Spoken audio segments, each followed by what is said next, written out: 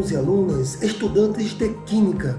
Sejam todos muito bem-vindos a mais uma videoaula com seu professor Heber Barbosa. Nesta videoaula, vamos permanecer estudando os hidrácidos. Na verdade, nós faremos uma rápida revisão sobre as nomenclaturas dos hidrácidos e o foco principal desta videoaula é a contextualização, ou seja, de que maneira os hidrácidos participam de nossa vida, de nosso cotidiano.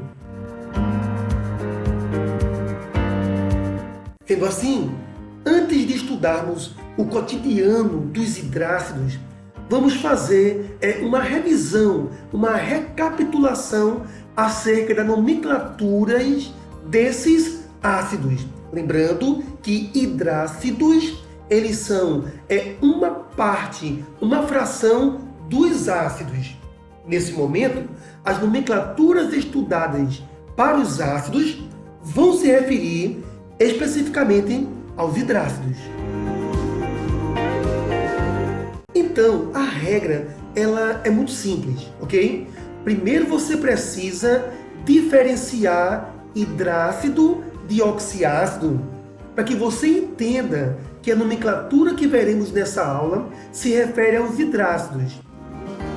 Ora, hidrácidos são ácidos que não têm oxigênio, tipo o HCl, o H2S. Observe aqui a ausência de oxigênio na fórmula desse ácido. Lembrando que esse H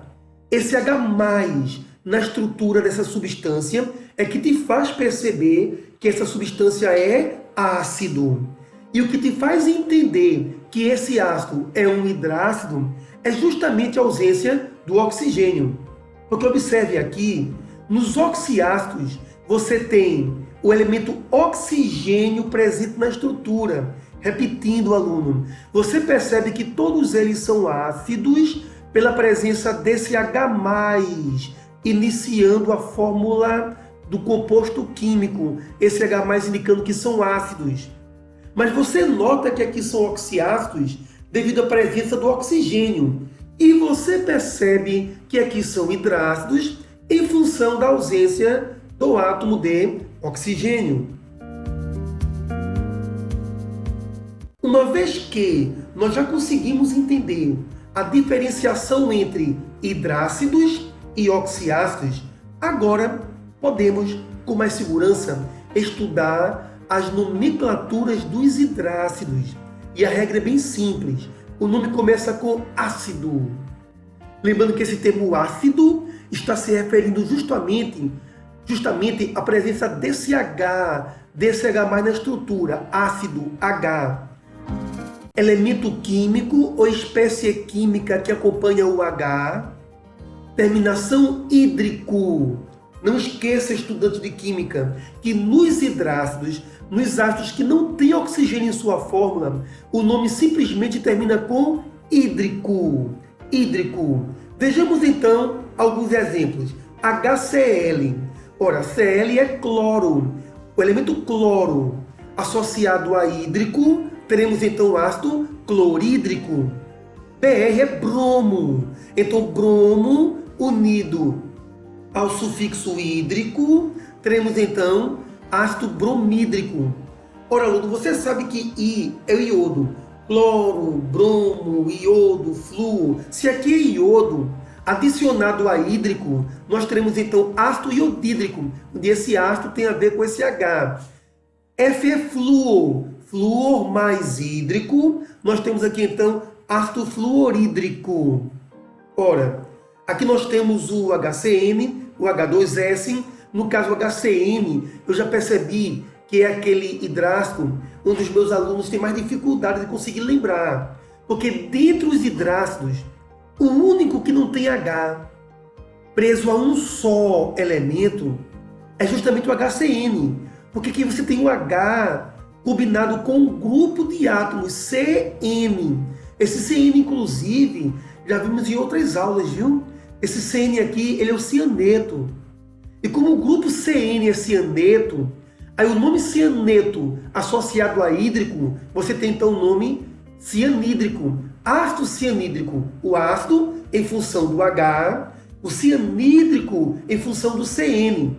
Estudante, você lembra que S em latim seria sulfur. Sulfur, S.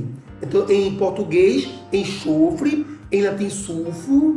E esse termo sulfur, associado ao final hídrico, justamente nos fornece o nome ácido sulfídrico. Então, aqui estão os mais importantes hidrácidos do nosso programa de Química, do ensino fundamental e do ensino médio. Sendo assim, iremos agora iniciar as nossas contextualizações, ou seja, vamos começar a estudar a química do nosso mundo contextualizada na forma de ácidos. Primeiramente, o HCl, que é chamado de ácido se for aquoso, ok? Então o HCl é ácido clorídrico se estiver dissolvido em água, certo? O ácido muriático seria o HCl, só que com certo grau de impurezas, tá ok? Então vamos ter cuidado nesse conjunto de informações que eu acabei de trazer para vocês. Ácido clorídrico é o HCl em meio aquoso. Lembrando que se tivéssemos o HCl puro, ele não seria chamado ácido clorídrico. Ele seria chamado apenas de cloreto de hidrogênio. Se o HCl fosse puro, teríamos apenas cloreto de hidrogênio. Para nós nos referirmos a essa estrutura com o nome ácido clorídrico, é preciso especificar que está em meio aquoso. E lembrando que esse HCl aquoso, diante de algumas impurezas, ele já é vendido no comércio com o nome de ácido muriático. Lembrando, que esse ácido clorídrico, ele é o grande componente do suco gástrico. Inclusive, você sabe que o excesso de HCl no estômago gera aquela famosa sensação de azia. Então, o suco gástrico, ele é constituído principalmente de ácido clorídrico. É a química associada ao nosso cotidiano. Reforçando aquilo que foi dito anteriormente, o HCl só é denominado ácido clorídrico apenas quando em meio aquoso, porque essa estrutura HCl, ela age como ácido quando ela libera esse H, quando esse H é liberado na forma de H+. Então temos o HCl atuando como ácido. Acontece que a liberação desse H, ela só acontece em meio aquoso, sob a ação da água. Observe aquilo que foi dito. Se o HCl estiver gasoso, não estiver aquoso, não estiver dissolvido em água, então ele é chamado gás clorídrico, ou pode ser chamado também de cloreto de hidrogênio, mas o HCl gasoso é comumente chamado de gás clorídrico. Então, reforçando, HCl gasoso não é denominado de ácido clorídrico, porque não está em meio aquoso. Aqui esse G significa que ele está na forma gasosa. Dando continuidade à química ao redor do nosso mundo, a química contextualizada na forma de ácidos. E aqui nós temos o HF aquoso recebe o nome ácido fluorídrico. Mas se estiver gasoso, o HF puro, ele é gás fluorídrico, Alguns também o chamam de fluoreto de hidrogênio, Se ele não estiver aquoso. O HF, ele é interessante, ele é importante, porque ele corrói vidro, ele ataca vidro, ok? E por atacar o vidro, ele é utilizado para escrever em vidro.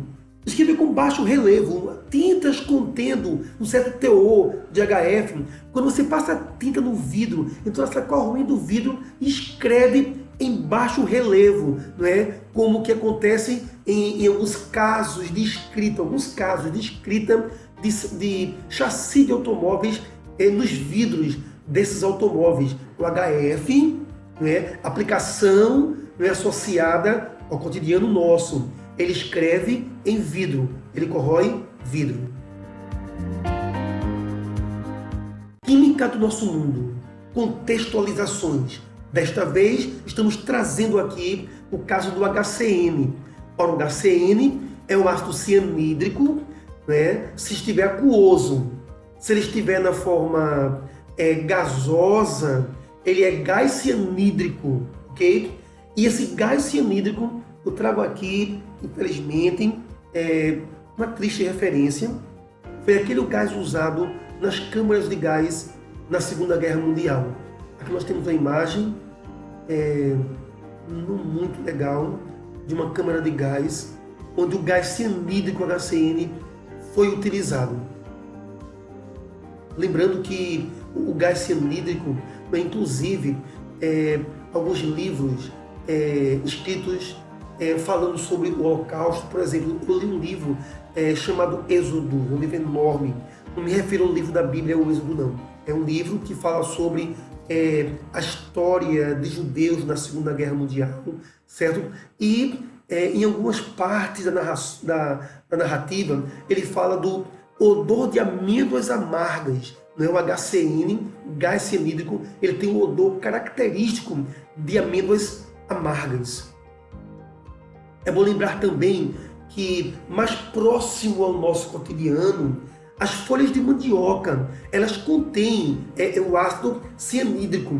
Por isso que é comum, antes de realizar qualquer utilização dessas folhas, você colocar essas folhas no solo seco, exposto ao sol, ok? Para que a ação do sol consiga eliminar o HCN presente nessas folhas. Então, fechamos aqui mais uma contextualização. O HCN associado a perfis do nosso cotidiano, como as folhas de mandioca. Dando sequência à química do nosso mundo, vamos contextualizar o nosso assunto com o H2S. Lembrando, o H2S ele é chamado ácido sulfídrico, porque vem de sulfídrico. É bom lembrar, estudante, que esse 2 aqui é o seguinte, porque o enxofre é da família 6A. Tem 6 elétrons na camada de valência, 6 elétrons. Então aqui tem 6 elétrons na camada de valência. Para atingir 8 elétrons, ganha 2 elétrons. Então a carga do enxofre é menos 2. Como esse H é mais 1, o H é mais 1. Então, para zerar a carga do enxofre, 2 H+ são utilizados. Porque 2 H+ juntos vai dar a carga mais 2, necessária para zerar a carga do enxofre, que é menos 2. Mas essas regras nós já vimos em outra videoaula sobre nomenclaturas dos hidrácidos. O que importa mesmo aqui é que H2S só é ácido sulfídrico quando esse H2S está em meio aquoso. Se o H2S está puro na forma gasosa, ele não é denominado ácido sulfídrico não, ok? Ele só é ácido sulfídrico se for em meio aquoso. Na forma gasosa pura, o H2S é simplesmente gás sulfídrico. Ou você poderia chamar de sulfeto de hidrogênio, que é a nomenclatura usada quando você encara essa estrutura como sendo um hidreto. O hidreto são compostos que têm 2 elementos e um deles é hidrogênio. Então, encarando como hidreto, o H2S podia ser hidreto de enxofre, sulfeto de hidrogênio, certo? Bem, então são diversos nomes possíveis para o mesmo H2S. Passando para a parte cotidiana, o H2S ele tem um odor horrível. Por exemplo, o odor de ovo podre. É característico do H2S, inclusive na montagem dessa tela, eu havia colocado sim aqui a imagem do ovo podre, mas não ficou legal. Ficou horrível a imagem. Então eu coloquei aqui um ovo que não está podre, apenas fazendo menção que se esse ovo apodrecer, o odor horrível será do H2S. Ainda um outro comentário, o H2S é um dos grandes responsáveis, não é o único não, mas ele também é responsável pelo odor irritante sentido após as erupções vulcânicas. Então H2S também está associado ao odor que se sente nessas regiões, não é, na ocorrência das erupções vulcânicas. Estudantes, alunos e alunas de Química, nesse momento é necessário fazer menção ao fato de que essa videoaula pertence à nossa sala de aula invertida. Na sala de aula invertida, você lembra, primeiramente você estuda por essa videoaula, você estuda pela videoconferência que nós faremos, que está marcada. Você estuda também pelo quiz, que eu já te enviei antecipadamente. Também você estuda através dos slides que são te enviados através do Google Classroom. Lembrando, estudante, que essa videoaula foi gravada usando slides do Google Apresentações. E eu vou te enviar os mesmos slides que você viu aqui nessa aula. Para quê? Para que você possa usar os slides para ensinar algum colega seu. Isso! Você abre os slides, lá na descrição desse vídeo tem lá o link para esses slides. Aí você pega o celular, sai clicando, as imagens vão passando e você convida um colega seu. Enquanto a imagem vai passando no celular, você vai ensinando a um colega. E quando você se esforça para que seu colega aprenda, você aprende mais. Você aprende melhor. E esse é o objetivo da sala de aula invertida, é estudar, ensinar e aprender consequentemente. E esse aprender terá a sua culminância em nossa sala de aula. Porque na sala de aula, você não vai anotar os assuntos que eu vou colocar no quadro. Porque as mesmas informações que você assistiu nesse momento, nessa videoaula, esses mesmos dados eu vou colocar no quadro. E eu não quero te ver copiando o tempo todo na sala, não. Porque você, antes da minha aula, já está usando esse vídeo para anotar toda a teoria no seu caderno. E na sala, o que você fará? Você vai observar o que eu escrevo, você vai questionar, você vai comentar, você vai adicionar informações àquilo que eu estou comentando. Você vai tirar dúvidas que vão surgir nesse momento.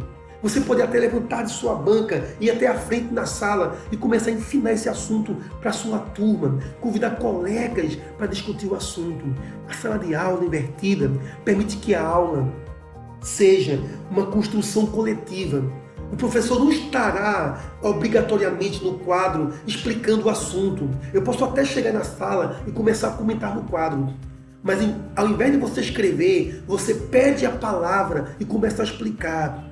Porque na sala de aula invertida, você, aluno, é o protagonista da sua aprendizagem. E essa é a pedagogia que eu trago para o ensino da Química. Sendo assim, amados alunos e alunas, nós alcançamos o final de mais uma videoaula. Lembrando que essa videoaula falou sobre os hidrácidos e as suas relações com o cotidiano, que é importante, porque a química em nosso país, ela caminha para a contextualização. O ensino-aprendizagem, ele faz sentido quando aquela aprendizagem tem significado para você, quando aquela aprendizagem está associada ao que você vive, ao seu cotidiano, ela faz sentido. Então, alunos, convido todos vocês, estudantes de Química, para nos encontrarmos em nossa próxima videoaula. Foi um prazer estar com vocês. Até a próxima, gente.